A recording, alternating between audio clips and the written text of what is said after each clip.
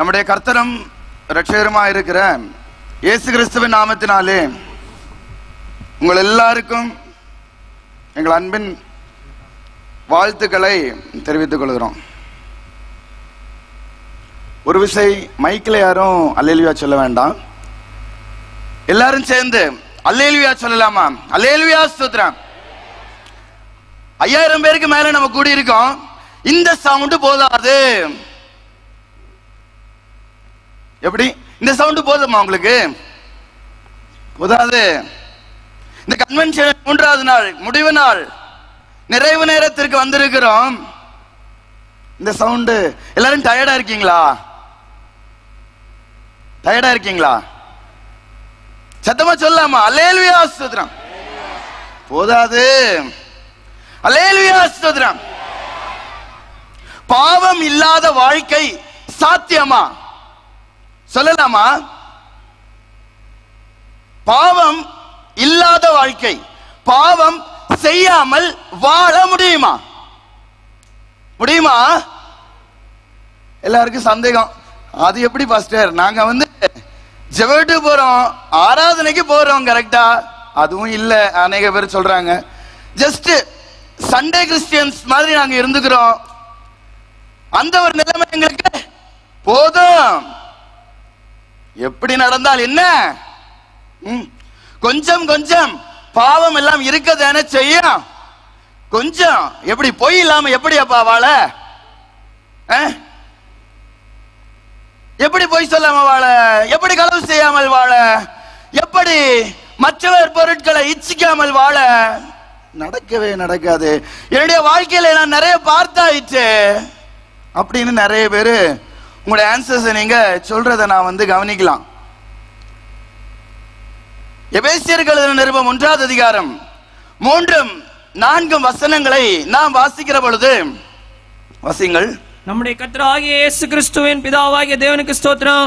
அவர் கிறிஸ்துவுக்குள் உன்னதங்களிலே ஆவிக்குரிய சகல ஆசீர்வாதத்தினாலும் நம்மை ஆசீர்வதித்திருக்கிறார். அவர் கிறிஸ்துவுக்குள் உன்னதங்களிலே ஆவிக்குரிய சகல ஆசீர்வாதங்களினாலும் நம்மை ஆசீர்வதித்திருக்கிறார். தமக்கு முன்பாக நாம் அன்பில் பரிசுத்தம் உள்ளவர்களும், தமக்கு முன்பாக நாம் அன்பில் பரிசுத்தம் உள்ளவர்களும், குற்றமில்லாதவர்களுமாயிருப்பதற்கு, குற்றம் இல்லாதவர்களுமாயிருப்பதற்கு, அவர் உலக தோற்றத்துக்கு முன்னே, அவர் உலக தோற்றத்திற்கு முன்னே கிறிஸ்துவுக்குள் நம்மை தெரிந்து கொண்டபடியே, கிறிஸ்துவுக்குள் நம்மை தெரிந்து கொண்டபடியே. எப்படி? உலக தோற்றத்திற்கு முன்பதாக இந்த வானம் பூமி சகல சிருஷ்டிகளும் சிருஷ்டிக்கப்படும் முன்பதாகவே நம்மை அவர் சகல உன்னதமான ஆசீர்வாதங்களினாலே, இன்றைக்கு நாம் கூடியிருக்கிறோம், ஆவிக்குரிய கன்வென்ஷன் கூடியிருக்கிறோம், ஆவிக்குரிய ஆசீர்வாதங்களினாலே அவர் நம்மை இனிதான் ஆசீர்வதிக்க போகிறார் என்றால் அந்த வசன பாகம் சொல்லுகிறது.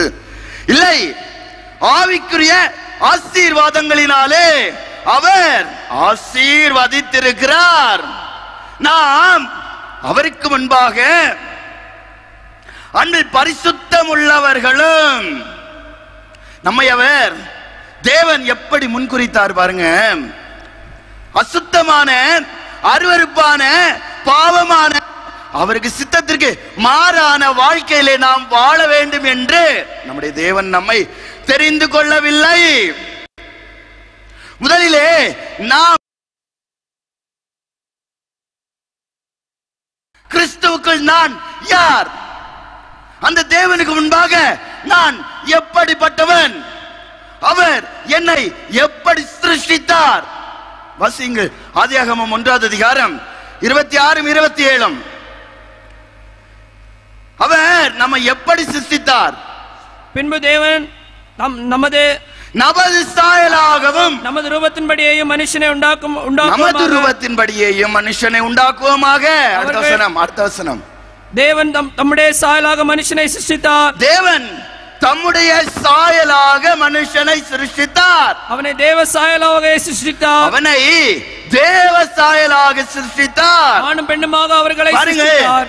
அவருடைய சாயல் தேவனுடைய சாயல், தேவனுடைய ரூபம். இந்த வசனபாகம் சொல்லுகிறது, அவருடைய மகிமையினாலே, அவருடைய கனத்தினாலே முடிசூட்டப்பட்ட மனுஷன், அவருடைய சொந்த பிள்ளைகளாய் அவருக்கு முன்பாக எப்பொழுதும் பரிசுத்தமுள்ள, அவர் சொல்வதை, அவர் தம்முடைய இதயத்தை நினைக்கிறதை செய்யும் சட்ட மகிமையை எல்லாவற்றையும் இழந்து போனார்கள்,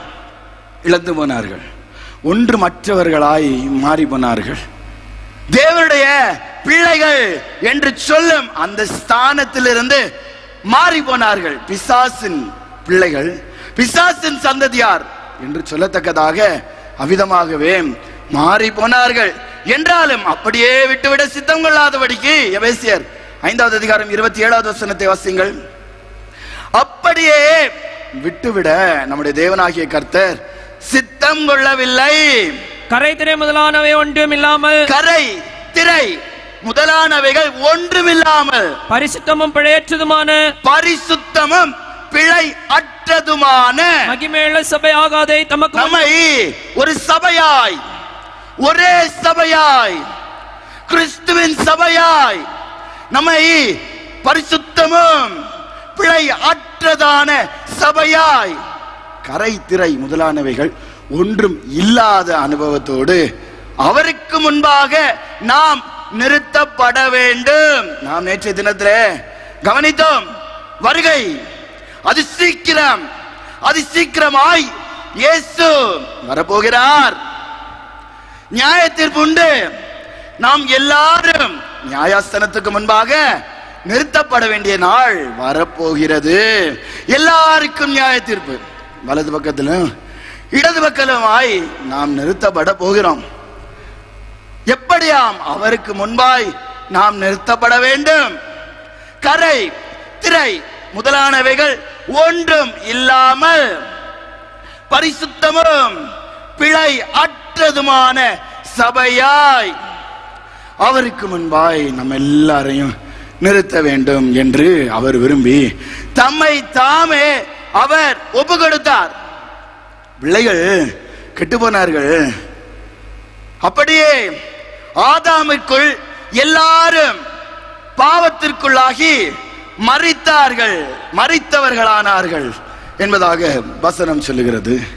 மீண்டுமாய் எல்லாரையும் கிறிஸ்து இயேசுவுக்கு உள்ளாய், அதை கிறிஸ்துவின் மூலமாய் உயிர்ப்பிக்க வேண்டும் என்று தேவனாகிய கர்த்தர் சித்தம் கொண்டு அவர் தம்மை தாமே அவர் ஒப்பு கொடுத்தார். மாம்ச சிந்தை மரணம் என்பதாக சொல்லப்பட்டது. ஆவியின் சிந்தையோ ஜீவனும் சமாதானமும். ரோமர்களது நிறுவம் 8வது அதிகாரம் 9வது வசனத்தை வாசிக்கிற பொழுது, எப்படி கரை திரை முதலானவைகள் ஒன்றுமில்லாமல் பரிசுத்தமாய் பிழையற்ற அனுபவத்தோடு நாம் எப்படி ஜீவிக்க, அதற்கு வழிதான் என்ன, என்னதான் வழி, எப்படி அதை ஜீவிக்க என்று வாசிங்கள். தேவனுடைய ஆவி உங்களில் வாசமாயிருந்தால், தேவனுடைய ஆவி உங்களில் வாசமாயிருந்தால், நீங்கள் மாம்சத்துக்கு உட்பட்டவர்களாயிராமல், நீங்கள் மாம்சத்திற்கு உட்பட்டவர்களாயிராமல்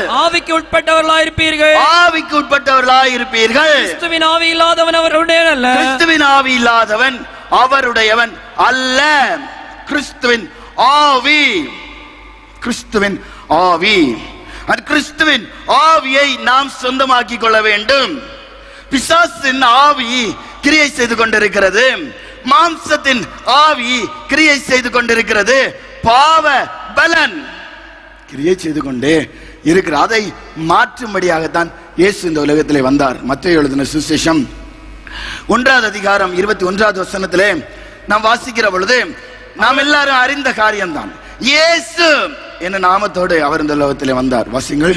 அவள் ஒரு குமாரனை பெறுவாள், அவருக்கு இயேசு என்று பெயரிடுவாயாக, ஏனெனில் அவர் தமது ஜனங்களின் பாவங்களை நீக்கி அவர்களை ரட்சிப்பார் என்றார். இவ்விதமாக பாவங்களை நீக்கும்படியாக இயேசு என்ற நாமத்தோடு அவர் இந்த உலகத்திலே வெளிப்பட்டார்.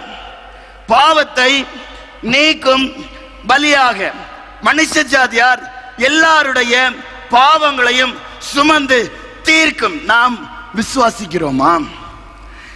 இயேசு இந்த நாமத்தை நாம் அறிந்திருக்கிறோம், நாம் அநேகம் உச்சரிக்கிறோம். பழக்கமானதுதான், வழக்கமானதுதான். ஆனால் இயேசு என் நாமத்தின் அர்த்தம் என்ன? பாவங்களை நீக்கி, பாவங்களை நீக்கி நம்மை ரட்சிப்பார். பாவம் நீக்கப்பட்ட அனுபவம் சொந்தமாக்கி கொண்டீர்களா? அல்லது யோவான் 8வது அதிகாரம் 34வது வசனத்தில் சொல்லப்பட்டிருக்கிறபடி பாவத்திற்கு தான் இன்னும் அடிமைகளாய் ஜீவித்துக் கொண்டிருக்கிறீர்களா? நீங்கள் சிந்திக்க வேண்டும், சிந்தித்துக் கொள்ள வேண்டும். இன்னும் பாவம் செய்கிறீர்களா? பாவ எண்ணம் மனதில் இருந்து கொண்டே இருக்கிறதா? வாசிங்கள். இயேசு அவர்களுக்கு பிரதியுத்தரமாக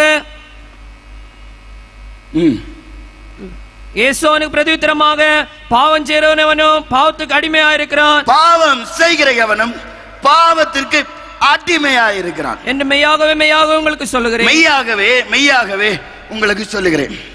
பாவம் செய்கிற எவனும் பாவத்திற்கு அடிமை. 1 யோவான் 3வது அதிகாரம் 8வது வசனத்தை வாசியுங்கள். பாவத்திற்கு அடிமை, சாத்தானுக்கு அடிமை, பிசாசினால் உண்டானவர்கள் என்பதாக. பாவம் செய்கிறவன் பிசாசினால் உண்டாயிருக்கிறான், பாவம் செய்கிறவன் பிசாசினால் உண்டாயிருக்கிறான். ஏனெனில் பிசாசானவன் ஆதி முதல் பாவம் செய்கிறான். ஏனெனில் பிசாசானவன் ஆதி முதற் கொண்டே அவன் பாவம் செய்து கொண்டிருக்கிறான். பிசாசுடைய கிரியைகளை அழிக்கும்படிக்கே தேவனுடைய குமாரன் வெளிப்பட்டார். பிசாசின் கிரியையை அழிக்கும்படிக்கு, நிர்மூலமாக்கும்படிக்கு நம்மளை கிரியை செய்து கொண்டிருக்கும் பாவம் ஒட்டி கொண்டே இருக்கிறது அல்லவா?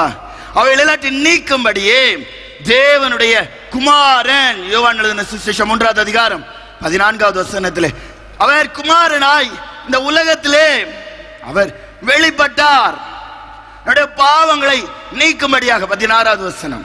தேவன் தம்முடைய ஒரே பேரான குமாரனை விசுவாசிக்கிறவனோ அவன் கெட்டு போகாமல், அவன் கெட்டு போகாமல் நித்திய ஜீவனை அடையும்படிக்கு, நித்திய ஜீவனை அடையும்படிக்கு அவரை தந்தருளி இவ்வளவாய் உலகத்தில் அன்பு கூர்ந்தார். அவரை தந்தருளி இவ்வளவாய் உலகத்திலே அன்பு கூர்ந்தார். தேவன் தம்முடைய ஒரே பேரான குமாரனை விசுவாசிக்கிறவன் எவனோ, நாம் அறிந்திருக்கிறோம். கிறிஸ்தவ அனுபவம், கிறிஸ்தவர்கள் என்பது எதன் அடிப்படை என்று பார்க்கிற பொழுது பரிசுத்த ஜீவியத்தின் அடிப்படையாகவே காணப்படுகிறது. பாவம் அற்ற ஜீவியத்தின் அடிப்படையாகவே காணப்படுகிறது. பாவம் செய்யாத அனுபவமாகவே காணப்பட்டு கொண்டிருக்கிறது. எப்படி பெற்றுக்கொள்ள? விசுவாசிக்கணும். முதலாவது காரியம் விசுவாசிக்க வேண்டும். விசுவாசம் தேவையாகி காணப்படுகிறது. அநேகம் பரிகாரங்களை தேடிக்கொண்டிருக்கிறார்கள். அநேகம் சாட்சிகளை நாம் பார்க்கிற பொழுது, அநேக நபர்களுடைய சாட்சிகளை பார்க்கிற பொழுது, பாவம் இல்லாமல் வாழ வேண்டுமே என்று தங்களுடைய சரீரங்களை காயப்படுத்திக் கொண்டும் இன்னும் பலவிதமான யாகங்களை செய்து கொண்டும், ஆனால் யதார்த்தமான இந்த ஆத்மீக சமாதானம், ஆத்மீக சந்தோஷம், ஆத்மா பாவத்திலிருந்து நீங்களாக்கப்பட்ட, அந்த மரணத்திலிருந்து நீங்களாக்கப்பட்ட அனுபவம் அற்றவர்களாகவே இந்த உலகத்தை விட்டு கடந்து சென்றார்கள். வேதம் நமக்கு சொல்லித் தருகிறது, குமாரனை விசுவாசிக்கிறவன் எவனோ. யோவான் 8வது அதிகாரம் 36வது வசனத்தை வாசியுங்கள். அவரை விசுவாசிக்கிறவன் கெட்டு போகவே மாட்டான். அல்லேலூயா, ஸ்தோத்திரம். அவரை விசுவாசிக்கிறவன் கெட்டு போகவே முடியாது. அவரை ஏற்றுக்கொண்ட ஒருவனாலும் ஒருத்தியாலும் கெட்டு போகவே முடியாது. ஜீவனுக்கு உள்ளாகத்தான் இருக்க முடியும். பாவம் செய்கிறவர்களாக இந்த உலகத்திலே வாழவே முடியாது. வாசிங்கள் யோவான் 8வது அதிகாரம் 36வது வசனம். ஆகையால் குமாரன் உங்களை விடுதலை ஆக்கினால் மெய்யாக விடுதலை ஆவீர்கள். மெய்யாகவே விடுதலை ஆவீர்கள். இந்த வசன பாகம் ஆணித்திருத்தமாய் மெய்யாகவே, உண்மையாகவே நீங்க விடுதலை ஆவீங்க. அந்த அனுபவத்தை சொந்தமாக்கி கொண்டிருக்கிறீங்களா? உண்மையாய் விடுதலை ஆகும் அனுபவம். அவர் கல்வாரி சிலுவையிலே வெற்றி சிறந்தார். கொலோசியர் 2வது அதிகாரம் 14-15 வசனத்தை வாசிக்கிற பொழுது, குமாரன் உங்களை விடுதலையாக்கினால் மெய்யாகவே உண்மையாகவே நீங்கள் விடுதலையாவீர்கள். உங்கள் வாழ்க்கையிலே நீங்க பிரயோகித்து பாருங்கள். சிலுவையிலே அறையப்பட்டவராகிய கிறிஸ்துவை நோக்கி பாருங்கள். அவரை பார்த்து நாம் ஜெபிக்கிற பொழுது தேவனாகிய கர்த்தர் விடுவிக்கிறார். எனக்காக பாடுபட்டீரே ஆண்டவரே, எனக்காக ஜீவனை கொடுத்தீரே ஆண்டவரே. எப்படி வேற பெரிய பரிகாரங்களோ வேற காரியங்கள் எதுவுமே செய்ய தேவை இல்லை. கொலோசியர் 2வது அதிகாரம் 14-15 வசனங்கள். நமக்கு எதிரிடையாகவும் கட்டளைகளால் நமக்கு விரோதமாகவும் இருந்த கையெழுத்தை குலைத்து அதை நடுவில் இராதபடிக்கு எடுத்து, நமக்கு எதிரிடையாகவும் கட்டளைகளால் நமக்கு விரோதமாகவும் இருந்த கையெழுத்தை குலைத்து அதை நடுவில் இராதபடிக்கு எடுத்து சிலுவையின் மேல் ஆணி அடித்து பாருங்கள். நமக்கு எதிரிடையாக கட்டளை, என்ன கட்டளை தெரியுமா? நரகம்தான் உன் பங்கு என்கின்றதான கட்டளை, மரணம்தான் பங்கு என்கின்றதான கட்டளை. அந்த கட்டளையை தேவனாகிய கர்த்தர் எப்படி நம் நடுவில் இராதபடி எடுத்து சிலுவையின் மேல் ஆணி அடித்து துரைத்தனங்களையும் அதிகாரங்களையும் உரிந்து கொண்டு வெளியரங்கமான கோலமாக்கி அவைகளின் மேல் சிலுவையிலே வெற்றி சிறந்தார்.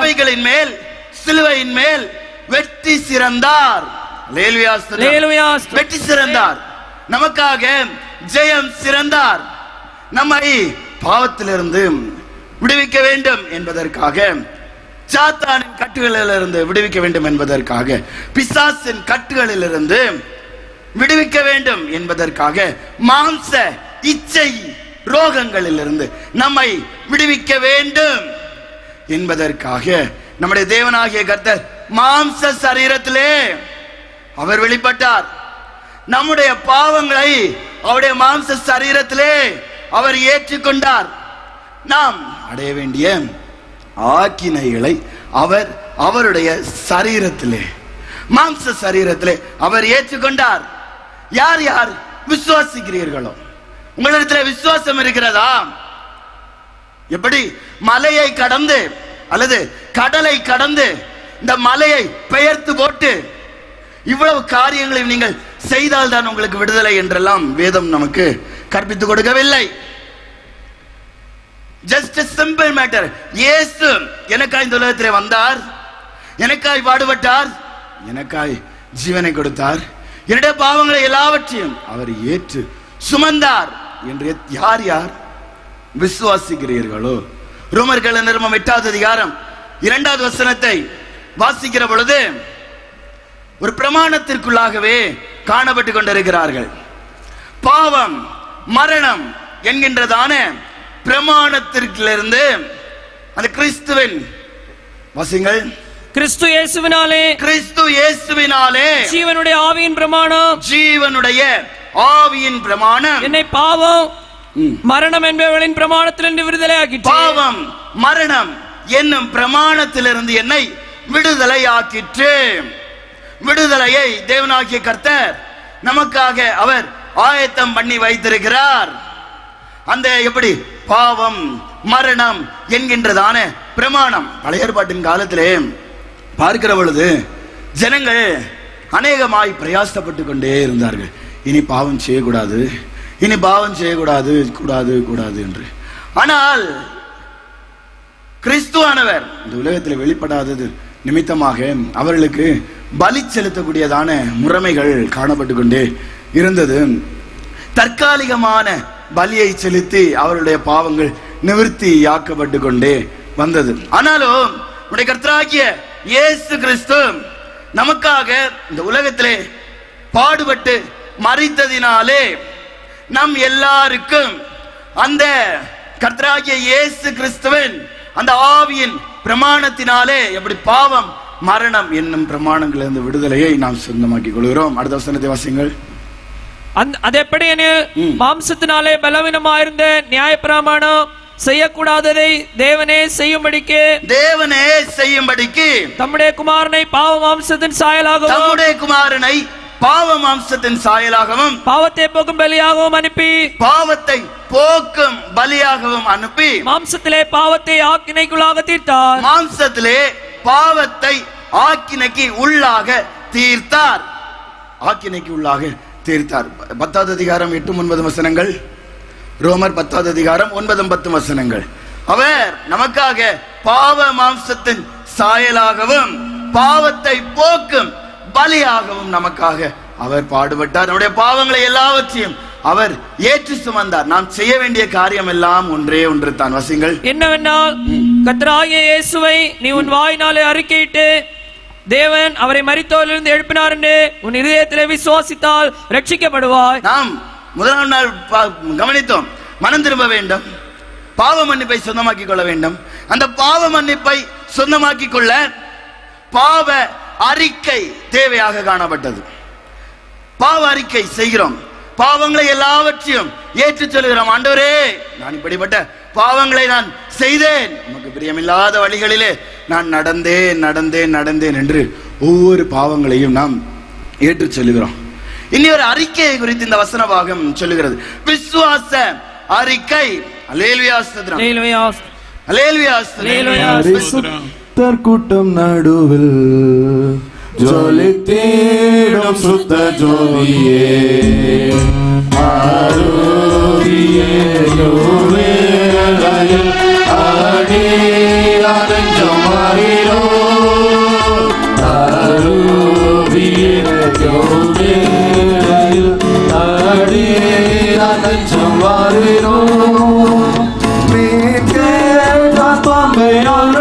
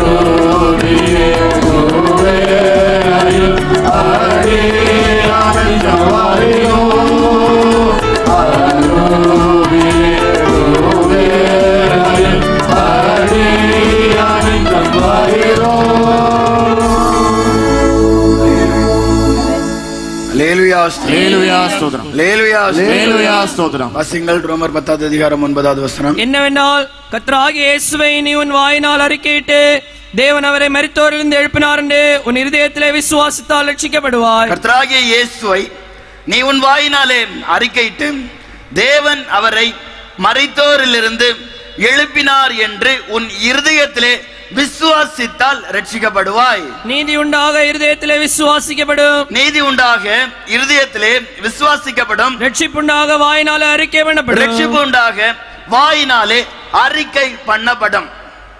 அறிக்கை பண்ண வேண்டும். முதலாவது பாவங்களை அறிக்கை பண்ணுகிறோம். ஆண்டவரிடத்திலே பொருத்தனை பண்ணுகிறோம். ஆண்டவரே, நான் இதுவரைக்கும் பாவியாய் ஜீவித்தேன், இனி பாவம் செய்ய மாட்டேன். ஆண்டவரே, என்னுடைய ஜீவகாலம் முழுவதும் உமக்காக வாழ்வேன். ஆண்டவரே, எனக்கு பாவம் வேண்டாம். ஆண்டவரே, நான் கஷ்டப்பட்டது போதும். ஆண்டவரே, இந்த மரணத்தின் நிலையிலிருந்தெல்லாம் எனக்கு விடுதலை தாரும். ஆண்டவரே, நித்திய ஆசீர்வாதங்களை எனக்கு தர வேண்டும். ஆண்டவரே, எனக்காக பாடுபட்டீரே. ஆண்டவரே, எனக்காக ஜீவனை கொடுத்தீரே. ஆண்டவரே, எனக்காக துடிக்க துடிக்க இந்த ஜீவனை கல்வாரி சிலுவையிலே கொடுத்தீரே. ஆண்டவரே, இந்த கடைசி துளி ரத்தம் வரைக்கும் எனக்காய் சிந்தினீரே. எப்படி இருதயத்திலே விசுவாசத்தோடு அந்த இயேசுவை ஏற்றுக்கொண்டு இது அறிக்கை பண்ணுகிறார்கள். அறிக்கை மிகவும் முக்கியமாக காணப்படுகிறது. அறிக்கை பண்ணுகிறார்கள். ஆண்டவர் ரட்சிக்கிறார். எப்படி கடந்து வருகிறார்? அழுகையோடு கடந்து வருகிறார்கள், புலம்பலோடு கடந்து வருகிறார்கள். ஆண்டவரே, என்னுடைய நிலைமை நிர்பந்தமே. ஆண்டவரே, நியாய தீர்ப்புக்கும் நரகத்திற்கும் ஏற்றபடியாக அல்லவா காணப்பட்டு கொண்டிருக்கிறேன். நீர் எனக்கு விடுதலை தந்தே ஆக வேண்டும் ஆண்டவரே என்று தேவனை நோக்கி கடந்து வருகிறார்கள். அப்படி கடந்து வருகிறதான ஜனங்களுடைய அந்த விசுவாசத்தை தேவன் ஏற்றுக்கொள்கிறார். அந்த விசுவாசத்தை காண்கிறார். அவருடைய இருதயத்தின் எண்ணங்கள், நினைவுகளை காண்கிறார். அதை காண்கிற தேவன் அவருடைய கிருபையினாலே அந்த ரட்சிப்பை ஈவாக, தானமாக அவர் கொடுக்கிறார். அநேகர் கேட்கிறார்கள், நாங்களும் ரட்சிக்கப்பட்டோமே, அல்லது ரட்சிக்கப்பட்ட அந்த நபர்களை பார்க்கிறோமே, ஆனாலும் பாவம் செய்கிறார்களே, பாவம் இருக்கிறது என்றெல்லாம் அநேகர் கேள்வி கேட்டுக்கொண்டே இருக்கிறார்கள்.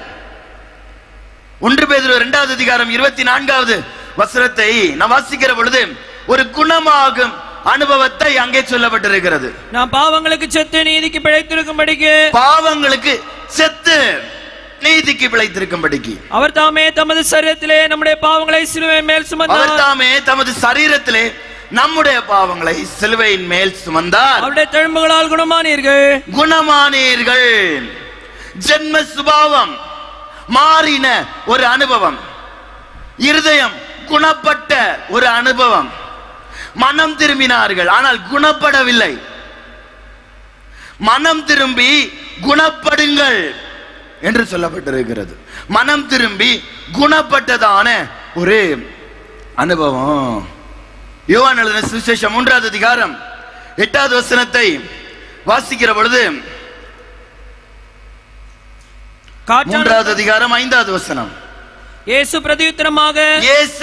பிரதியுத்தரமாக, ஒருவன் ஜலத்தினாலும் ஆவியினாலும் பிறவாவிட்டால், ஒருவன் ஜலத்தினாலும் ஆவியினாலும் பிறவாவிட்டால் தேவனுடைய ராஜ்யத்தில் பிரவேசிக்க மாட்டான் என்று மெய்யாகவே மெய்யாகவே உங்களுக்கு சொல்லுகிறேன். தேவனுடைய ராஜ்யத்தில் பிரவேசிக்க மாட்டான் என்று மெய்யாகவே மெய்யாகவே உங்களுக்கு சொல்லுகிறேன். ஏன் பாவம் செய்கிறார்கள்? ஏன் பாவம் தொடர்ந்து கொண்டிருக்கிறது? யதார்த்தமான ரட்சிப்பின் அனுபவம் இல்லை. அதுதான் காரணம். ரட்சிப்பு என்றால் எப்படி? ரட்சிப்பு என்றால் என்ன? ரட்சிப்பு என்றால் செய்த பாவத்திலிருந்து விடுதலையும் மன்னிப்பும். அநேகர் செய்த பாவத்திலிருந்து அந்த விடுதலையும் மன்னிப்பும், அந்த ஒரு சந்தோஷத்தையும் ஆனந்தத்தையும் பார்த்த உடனேயே அவ்வளவுதான் என்று ஃபுல் ஸ்டாப் வைத்து விடுகிறார்கள்.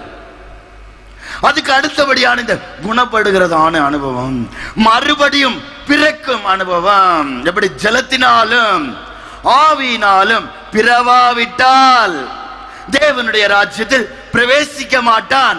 இந்த குணப்பட்ட அனுபவத்தை சொந்தமாக்கி கொள்ளாமல் மன்னிப்பு கிடைத்து விடுகிறது. ஆனால் ஜென்ம சுபாவம், அந்த துர்க்குணம், கெட்ட குணம் கெட்ட மனசாட்சி அங்கே கிரியை செய்து கொண்டே இருக்கு.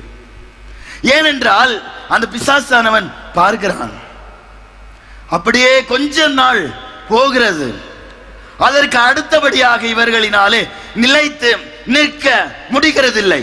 யாக்கோபு 4வது அதிகாரம் 7, 8 வசனங்களை நாம் வாசிக்கிற பொழுது, எப்படி ஜலத்தினாலும் ஆவியினாலும் பிறவாவிட்டால் தேவனுடைய ராஜ்யத்தில் பிரவேசிக்க மாட்டார். ஜலம் ஜலம் என்று சொல்லுகிற பொழுது அவருடைய வசனம், அவருடைய வசனத்தினாலே பிறக்கும் ஒரு அனுபவத்தை தேவனாகிய கர்த்தர் கொடுக்கிறார்.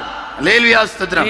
அவருடைய வசனம், அவருடைய வார்த்தையினாலே பிறக்கும் அனுபவம், அவருடைய ஆவியினாலே பிறக்கும் அனுபவம். வசிங்கள். ஆகையால் தேவனுக்கு கீழ்ப்படிந்திருங்கள். ஆகையால் தேவனுக்கு கீழ்ப்படிந்து இருங்கள். தேவனுக்கு கீழ்ப்படிய வேண்டும். எப்படி? ஜலத்தினால் பிறந்த மனுஷன் எப்படியாக ஜீவிக்கிறானாம்?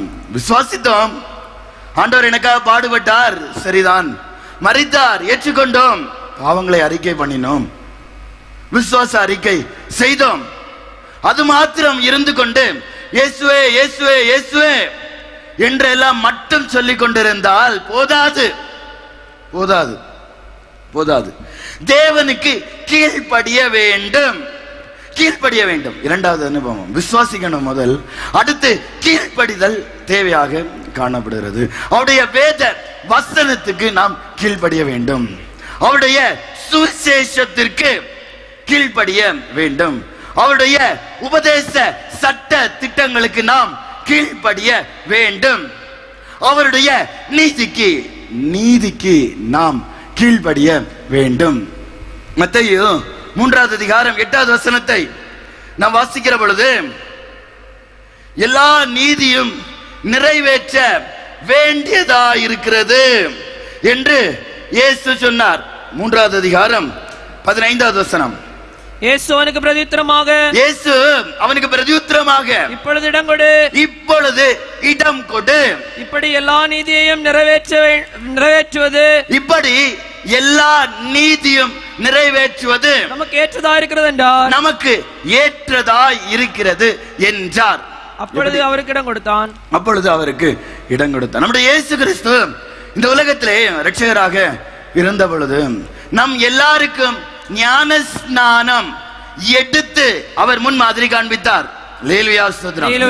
ஒரு மகிமையான சுத்திகரிப்பு, ஒரு மகிமையான கழுவப்படுதல்.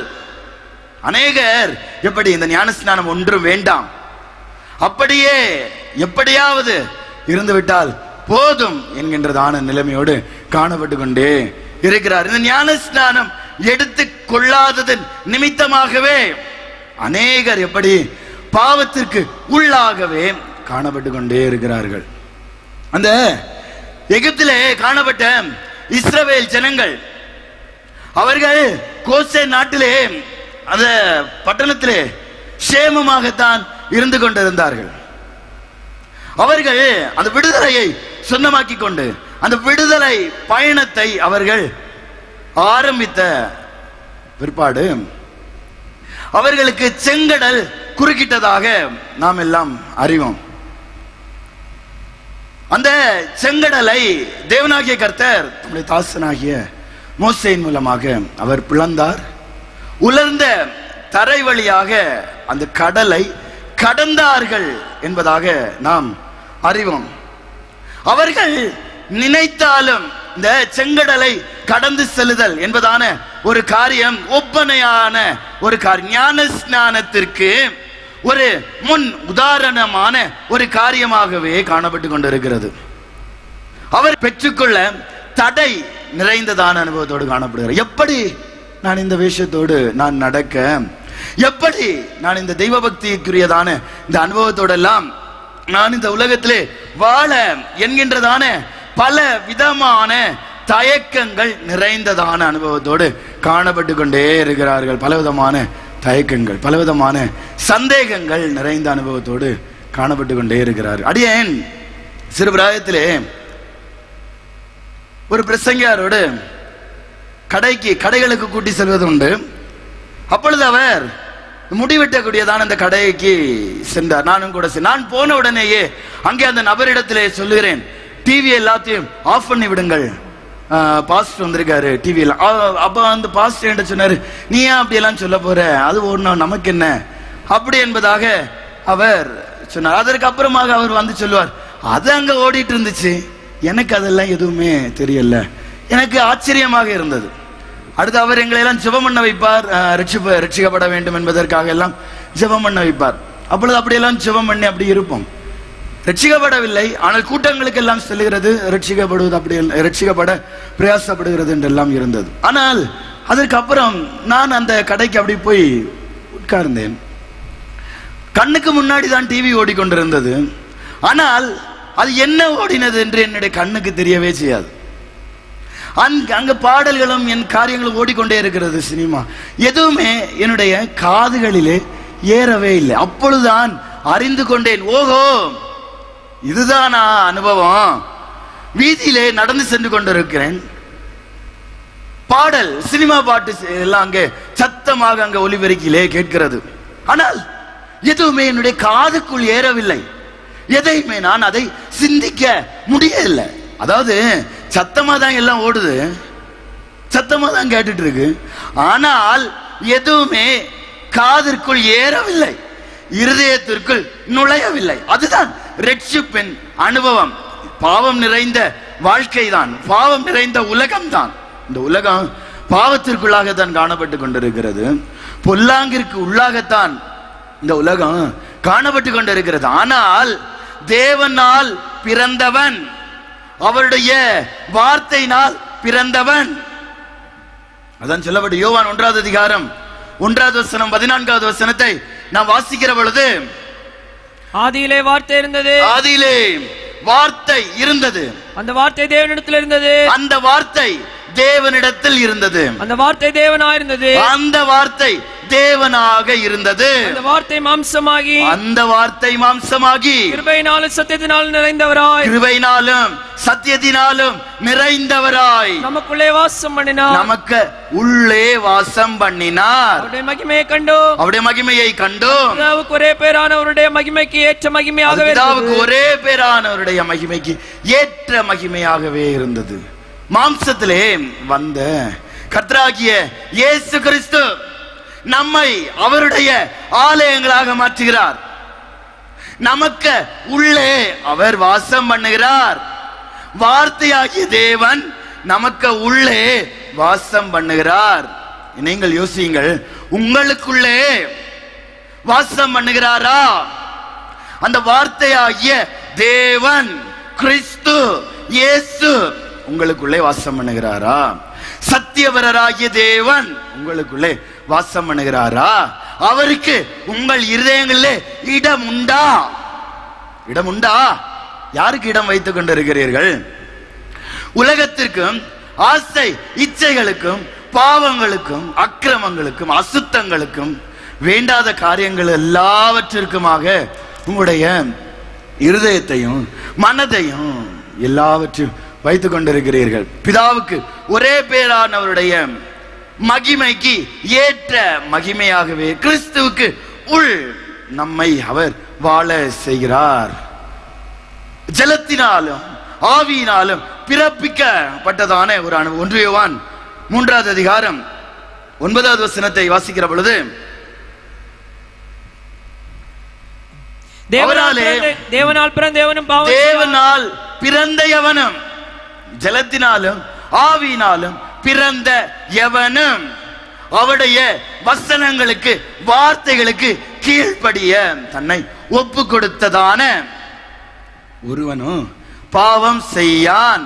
தேவனால் பிறந்த எவனும் பாவம் செய்யான், அவன் செய்ய மாட்டான்.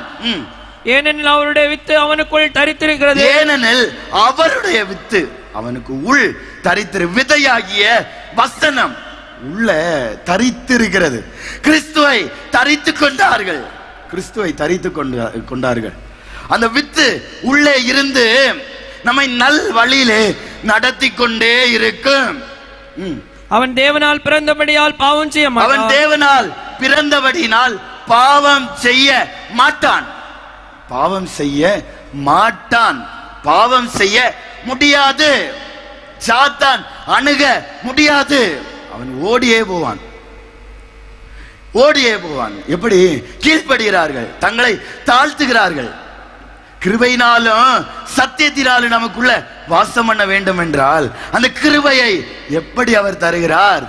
யாருக்கு அவர் அவருடைய கிருபையை தருகிறார் என்று பார்க்கிற பொழுது தன்னை தாழ்த்துகிறதான ஜனங்களுக்கு, எப்பொழுதும் ஆண்டவருடைய கிருபையையே நோக்கி பார்க்கிறதான ஜனங்களுக்கு, அவருடைய கிருபையையே வாஞ்சித்து காணப்படுகிறதான ஜனங்களுக்கு தேவனாகிய கர்த்தர் இந்த பாவம் இல்லாத அனுபவத்தை, அவரால் பிறந்த அனுபவத்தை, கிறிஸ்துவுக்கு உள் வாழும் அனுபவத்தை தேவனாகிய கர்த்தர் கொடுக்கிறார். அவனாலே ஒருபோதும் பாவம் செய்ய முடியாது.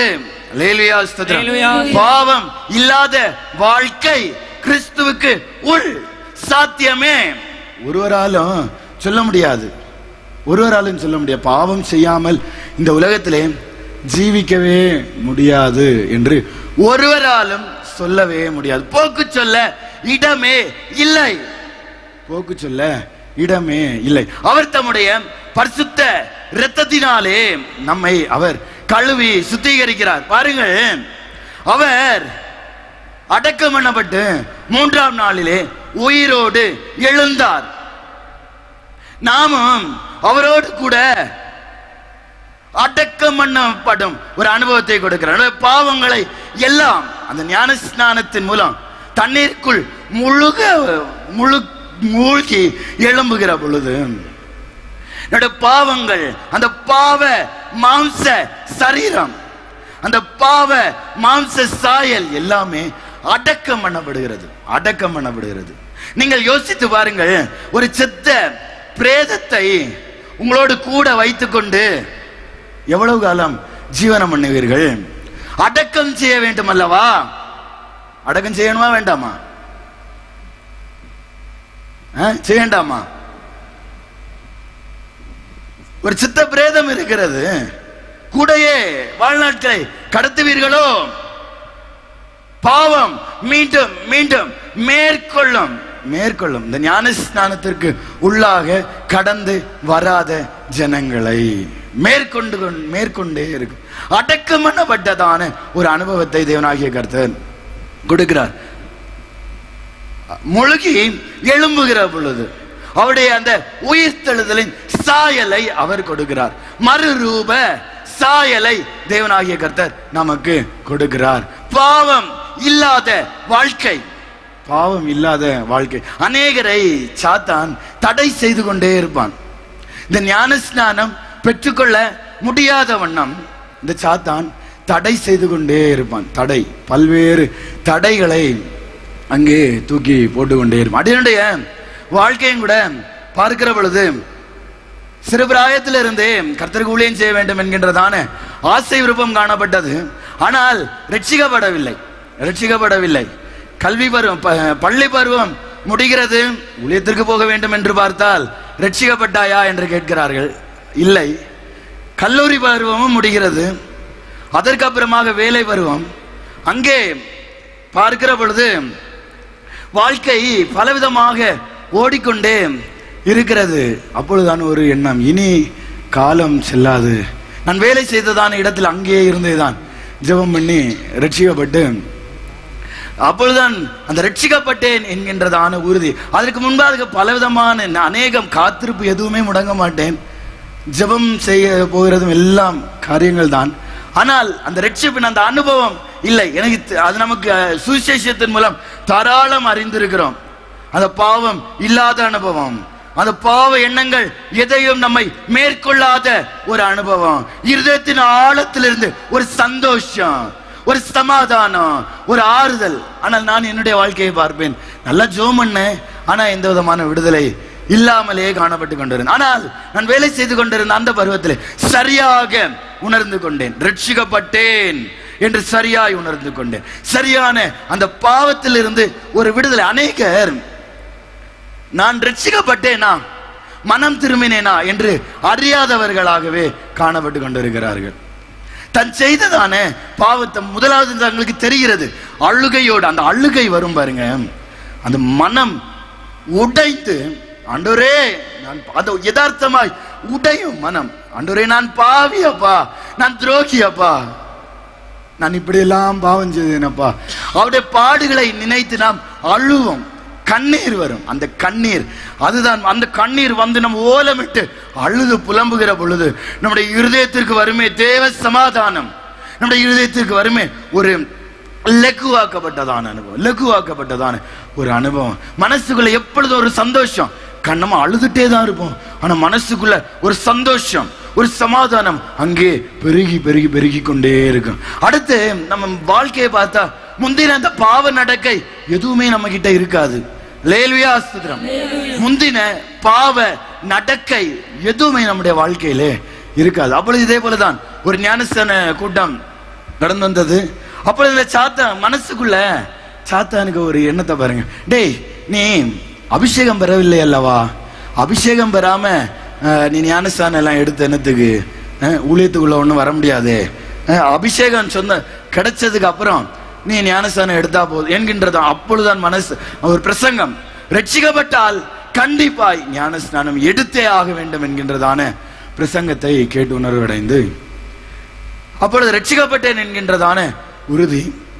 அப்பொழுது ஞானஸ்நானம் அந்த கடைசி நிமிஷம் வரைக்கும் இப்படி ஒரு சந்தேகங்கள் இருந்து கொண்டே இருந்தது. ஆனாலும் இல்லை, ரட்சிக்கப்பட்டேன் அந்த ஒரு உறுதி இருந்தது. ஞானஸ்நானம் எடுத்து கரையேறி ஜெபத்துல வந்து தலையை தொட்டு ஆசீர்வாத ஜெபம் பண்ணுகிறதான அந்த வேளையிலே தேவனாகிய கர்த்தர் அவருடைய ஆவியினாலே அவர் அபிஷேகம் பண்ணினார்.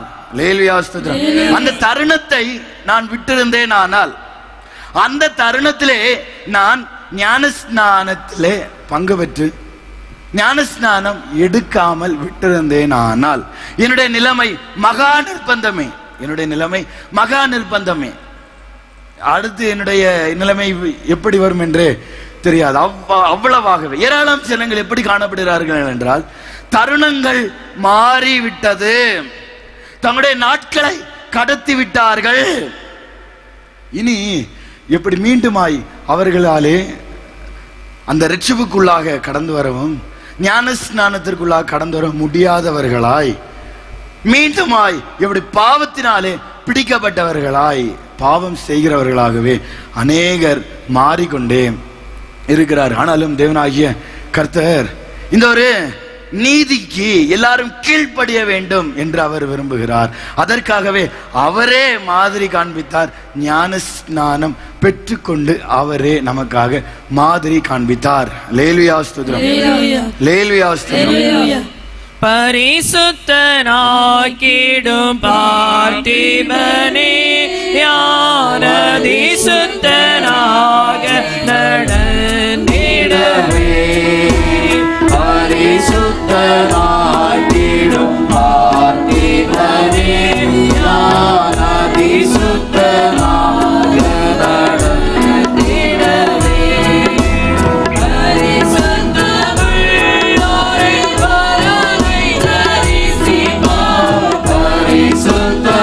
பரிசுத்தமுள்ளோரே பரனை தரிசிப்பார், பரலோக ராஜ்ய பிரவேசமடைவார், பரலோக ராஜ்ய பிரவேசமடைவார், பரிசுத்தனாக்கிடும் பார்த்திபனே ஞானதி சுத்தனாக நடந்திடவே,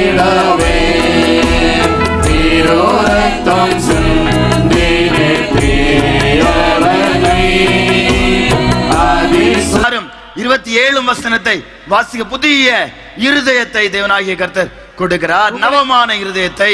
உங்களுக்கு நவமான இருதயத்தை கொடுத்து, உங்களுக்கு நவமான இருதயத்தை கொடுத்து உங்கள் உள்ளத்திலே புதிதான ஆவியை கட்டளையிட்டு, உங்கள் உள்ளத்திலே புதிதான ஆவியை கட்டளையிட்டு, கல்லான இருதயத்தை உங்கள் மாம்சத்திலிருந்து எடுத்து, கல்லான இருதயத்தை உங்கள் மாம்சத்திலிருந்து எடுத்து போட்டு, சதையான இருதயத்தை உங்களுக்கு கொடுப்பேன், சதையான இருதயத்தை உங்களுக்கு கொடுப்பேன். பாருங்கள், புதிதான ஆவியை அவர் கட்டளையிடுகிறார் நமக்குள்ளாக. புதிதான ஆவி அந்த பாவத்தை செய்ய வேண்டும் என்கின்றதான அந்த மாம்சீக ஆவி, அந்த மாம்சீக பலன் நம்மை விட்டு அகற்றப்பட்டு போகிறது. அவையிலிருந்து நாம் விடுதலையை சொந்தமாக்கி கொள்ள புதிதான ஆவி. எப்படி ரோமர்கள நிருபம் 5வது அதிகாரம் 32வது வசனத்திலே கீழ்ப்படுகிறவர்களுக்கு, யாருக்கு அந்த ஆவியை, அவருக்கு புதிதான ஆவியை அவர் யாருக்கு அவர் கொடுக்கிறார்? வாசிங்கள். ரோமர் 5வது அதிகாரம் 32வது வசனம். பரிசுத்த ஆவியை தேவனாகிய கர்த்தர் கீழ்ப்படுகிறதான அவருடைய ஜனங்களுக்கு, அவருடைய வசனங்களுக்கு, அவருடைய வார்த்தைகளுக்கு கீழ்ப்படுகிறவர் தானே அவருடைய ஜனங்களுக்கு தேவனாகிய கர்த்தர் கொடுக்கிறார். பரிசுத்த ஆவியை அவர் ஆவிக்கு உரியவர்களாக, ஆவிக்குரிய ஜனங்களாக இந்த உலகத்திலே வாழும், எப்பொழுதும் ஆவியின் சிந்தையினாலேயே நிறைந்து காணப்படத்தக்கதாக ஆவியின் சிந்தை, ஆவிக்குரிய சிந்தை. இந்த சங்கதிகளை குறித்து நாங்கள் அவருக்கு சாட்சிகளா இருக்கிறோம். தேவன் நமக்கு கீழ்ப்படுகிறவர்களுக்கு தந்தருளின பரிசுத்த ஆவி சாட்சியா இருக்கிறது. கீழ்ப்படுகிறவர்களுக்கு தந்தருளின பரிசுத்த ஆவி, அவருடைய வசனங்களுக்கு கீழ்ப்படுகிறதான அனுபவத்தோடு அவரிடத்தில் சேருகிறதான அனுபவம், ஜெபத்திலே வேண்டுதல்களிலே எப்பொழுதும் தரித்திருக்கக்கூடியதான அவருடைய ஜனங்களை நம்முடைய தேவனாகிய கர்த்தர் அவர் எப்படி புதிதான ஆவியை அவர் கொடுத்து, நவமான இருதயத்தை கொடுத்து, அந்த இருதயம் எப்பொழுதும் கர்த்தரை பாடி துதிக்கும் இருதயத்தை அவர் கொடுத்து, முதலாவதாக மரியாளுக்கு அவர் தரிசனமானார். பக்கத்திலே இருந்து தான் பேசிக் கொண்டிருக்கிறார். ஆனாலும் இயேசு என்று உணரவில்லை. எம்மாவ் என்கின்றதான அந்த ஊருக்கு 2 சீஷர்கள் நடந்து சென்று கொண்டே இருக்கிறார்கள். அவர்களுக்கு பக்கத்துல தான் இயேசு அவர்களோடு கூட தான் அவர் பாடுபட்டதை குறித்து, மரித்ததை குறித்தெல்லாம் அங்கே பேசிக்கொண்டே போகிறார். ஆனால் அவர்களோடு கூப்பிடுகிறார்கள். இரவாகிறது, அவர் அப்புறம் போகிறவரை போல காணப்படுகிறார். ஆனாலும் அந்த சீஷர்கள் தங்களோடு அப்பம் புசிக்கும்படியாக கூப்பிடுகிறார்கள். அவரும் கூட செல்கிறார். இவ்வளவு நேரம் கூடையே தான் இருக்கிறார். ஆனால் அறியவில்லை, உணரவில்லை. பேதுரு அப்போஸ்தலர் பாருங்கள், சீஷர்கள் மீன் பிடிக்கும்படியாக கடலுக்கு நேராக மீண்டுமாக வலைகளை எடுத்துக்கொண்டு சென்று விட்டார்கள். இரவு முழுவதும் அங்க மீன் பிடிக்கிறார்கள், எதுவுமே கிடைக்கவில்லை. இயேசு கரையிலே நின்று வலது பக்கமாக அந்த வலையை போடும்படியாக அவர் சொல்லுகிறார். அந்த வலை இழுக்க கூடாதபடிக்கு திரளான மீன்கள் அங்கே அகப்படுகிறது. அவர்கள் மீண்டுமாக கரைக்கு நேராக வருகிறார்கள். கரைக்கு வர முன்னாடியே அங்கே என்ன அப்பமும் பொரித்த மீன் கண்டங்களையும் தேவனாகிய இயேசு கிறிஸ்து அங்கே ஆயத்தமாக்கி வைத்திருக்கிறார். அவர் காண்பிக்கிறார். அவரை தேடினால் போதும், அவரை விசுவாசித்தால் போதும், அவர் எல்லா காரியங்களையும் பார்த்துக்கொள்ள. இன்றைக்கு ஏராளமான ஜனங்கள் எப்படி இணையதளம் என்னும் வலையிலே சிக்கிவிட்டார்கள். சிக்கிவிட்டு தேவனை தேட மறந்தார்கள். அவருடைய வார்த்தைகளை வாசிக்க மறந்து போய்விட்டார்கள். அவருடைய வார்த்தை 119வது சங்கீதம் 11வது வசனத்தை நான் வாசிக்கிற பொழுது, உமக்கு விரோதமாய் நான் பாவம் செய்யாதபடிக்கு, வாசிங்கள். நான் உமக்கு விரோதமாக பாவம் செய்யாதபடிக்கு, நான் உமக்கு விரோதமாய் பாவம் செய்யாதபடிக்கு உமது வாக்கை என் இருதயத்தில் வைத்து வைத்தேன். உம்முடைய வாக்கை என் இருதயத்தில் வைத்து வைத்தேன். அவருடைய வார்த்தைகளை, அவருடைய வசனத்தை இருதயத்திலே வைத்தார்கள். அவருடைய வசனத்தை தியானித்தார்கள். அவருடைய வசனத்தை தியானித்தார். இன்றைக்கு வீடுகளிலே தேவ ஆராதனை, குடும்ப ஆராதனை இல்லாத ஒரு நிலைமையோடு, வேதம் வாசிக்கும் அந்த அனுபவம் இல்லாத ஒரு அனுபவத்தோடு, ஜெபிக்கும் ஒரு அனுபவம் இல்லாதவர்களாகவே அநேகருடைய குடும்பங்கள் காண. ஏன் பாவம் மேற்கொள்கிற? இயேசு இந்த உலகத்தில் இருந்த பொழுது அவர் சொன்னார், இனி பாவம் செய்யாதே என்பதாக சொன்னார். அதிக கேடு ஒன்றும் உனக்கு பிடிக்காதபடி இனி பாவம். ஏராளமான நாம் எல்லாரும் இங்கே கடந்து வந்திருக்கிறோம். அவரிடத்திலிருந்து ஏராளம் நன்மைகளை பெற்றுக்கொண்டோம். அவருடைய அதிசயங்கள், அற்புதங்கள் எல்லாவற்றையும் நான் கண்ணார கண்ட சாட்சிகள். அல்லேலூயா, ஸ்தோத்திரம். ஆனால் பாவம் செய்யாத அனுபவத்தோடு நாம் காணப்படுகிறோமா? அந்த ரட்சிப்பு என்றால் செய்த பாவங்கள் எல்லாம் மன்னிக்கப்பட்டது, இனி பாவம் செய்யாததான ஒரு அனுபவமாக காணப்படும். இனி பாவம் இல்லாத அனுபவம், பாவத்திற்கு செத்த அனுபவம், பாவத்திற்கு மரித்த அனுபவம். எல்லா சூழ்நிலைகளும் இருந்த பொழுதிலும் எப்படி பாவம் செய்ய முடியாது. அந்த யோசேப்பை பாருங்கள், அந்த போத்திபாரின் வீட்டிலே பாவம் செய்யும் எல்லா சூழ்நிலை, ஓடியே விட்டான். அந்தியோகியாவிலே முதலாவதாக கர்த்தருடைய சீஷர்களுக்கு கிறிஸ்தவர்கள் என்னும் பெயர் வழங்கிற்று என்பதாக நாம் சொல்ல கேட்டோம். அங்கே அது ஒரு துறைமுக பட்டணமாக காணப்பட்டது. அதாவது அந்த பட்டணத்தை பார்த்தால் பாவம் நிறைந்த பட்டணம். ஆனால் அவர்கள் பார்த்தார்கள், கர்த்தருடைய ஜனங்கள், இவர்கள் இந்த சூழ்நிலைகளில் எல்லாம் பாவம் செய்யாமல் இருக்கிறார்களே, இவர்கள் இந்த சூழ்நிலைகள் எல்லாம் பாவம் வந்துதான் ஆகணும். இன்றைக்கு நிறைய பேர் சொல்லுகிறார்கள், நான் இந்த வேலை அல்லவா செய்கிறேன், பாவம் இல்லாமல் எப்படி இந்த வேலை செய்ய முடியும், பொய் இல்லாமல் எப்படி இந்த வேலையை எனக்கு செய்ய முடியும் என்று பலவாறாக கேட்டுக்கொண்டே இருக்கிறார்கள், சந்தேகப்பட்டு கொண்டே இருக்க, இருமனம் உடையதான அனுபவத்தோடு காணப்பட்டு கொண்டே இருக்கிறார்கள். தேவனுடைய ரட்சிப்புக்கு தூரமான அனுபவத்தோடு காணப்பட்டு கொண்டே இருக்கிறார்கள். ஆனால் அந்த ஜனங்கள் எல்லாரும் கண்டுகொண்டார்கள், கிறிஸ்து இயேசு ஒருவர், அவர் பாவம் இல்லாமல் பரிசுத்தமான ஒரு வாழ்க்கை அவரிலே காணப்பட்டது. அதே போன்ற வாழ்க்கை இதோ இந்த சீஷர்கள் என்று சொல்லக்கூடிய இவர்களிடத்திலே காணப்படுகிறது. இவர்களிடத்திலே பாவம் இல்லாத ஒரு வாழ்க்கை காணப்படுகிறது. இவர்கள்தான் கிறிஸ்தவர்கள் என்று அறிந்து கொண்டார்கள். அங்கே சாட்சி கொடுத்தார். நம்முடைய ஜீவி அனுபவங்கள் எவ்விதமாக காணப்படுகிறது? பாவத்தோடு போராடி கொண்டிருக்கிறோம். எபேசியர் 6வது அதிகாரம் 11 முதல் வாசிங்கள். பாவத்தோடு விளையாடி கொண்டு அநேக ஜனங்கள் காணப்பட்டு கொண்டே இருக்கிறார்கள். நம்முடைய தேவனாகிய கர்த்தர் சர்வாயுத வர்க்கங்களை நமக்காக ஆயத்தமாக்கி வைத்திருக்கிறார். வாசிங்கள். நீங்கள் பிசாசின் தந்திரங்களோடு எதிர்த்து நிற்க திராணி உள்ளவர்களாகும்படி தேவனுடைய சர்வாயுத வர்க்கத்தை தரித்துக் கொள்ளுங்கள். தேவனுடைய சர்வாயுத வர்க்கத்தை தரித்துக் கொள்ளுங்கள். ஏனெனில் மாம்சத்தோடும் இரத்தத்தோடும் அல்ல, இரத்தத்தோடும் அல்ல, துரைத்தனங்களோடும் அதிகாரங்களோடும் இப்பிரபஞ்சத்தின் அந்தகார லோகாதிபதிகளோடும் வானமண்டலங்களில் உள்ள பொல்லாத ஆவிகளின் சேனைகளோடு நமக்கு போராட்டம் உண்டு. ஆகையால் தீங்கு நாளிலே அவைகளை நீங்கள் எதிர்க்கவும் சகலத்தையும் செய்து முடித்தவர்களாய் நிற்கவும் திராணியுள்ளவர்களாகும்படிக்கு தேவனுடைய சர்வாயுத வர்க்கத்தையும் எடுத்துக் கொள்ளுங்கள். அவர் சர்வாயுத வர்க்கங்களை நமக்காக அவர் ஆயத்தம் பண்ணி வைத்திருக்கிறார்.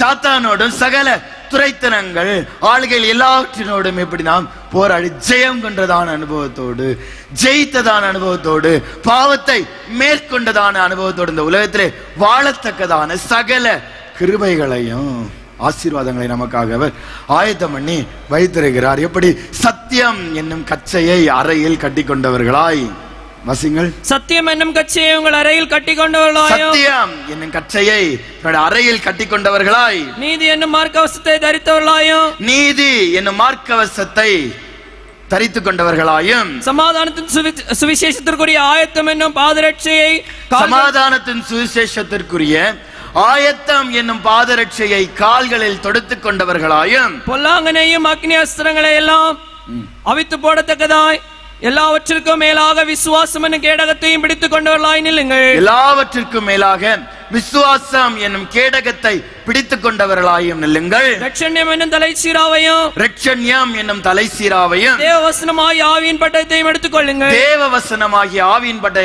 கொள்ளுங்கள். எந்த சமயத்திலும் சகலவிதமான வேண்டுதலோடும் பாருங்கள், எந்த சமயத்திலும் சகலவிதமான வேண்டுதலோடும் விண்ணப்பத்தோடும் ஆவியினாலே ஜெபம் பண்ணி அதன் பொருட்டு மிகுந்த மன உறுதியோடும் சகல பரிசுத்தவான்களுக்காகவும் பண்ணும் வேண்டுதலோடும் விழித்துக் கொண்டே இருங்கள். எப்படி? எந்த சமயத்திலும் சகலவிதமான வேண்டுதல், விண்ணப்பம், ஆவியினாலே ஜெபிக்கிறதான ஒரு அனுபவம்.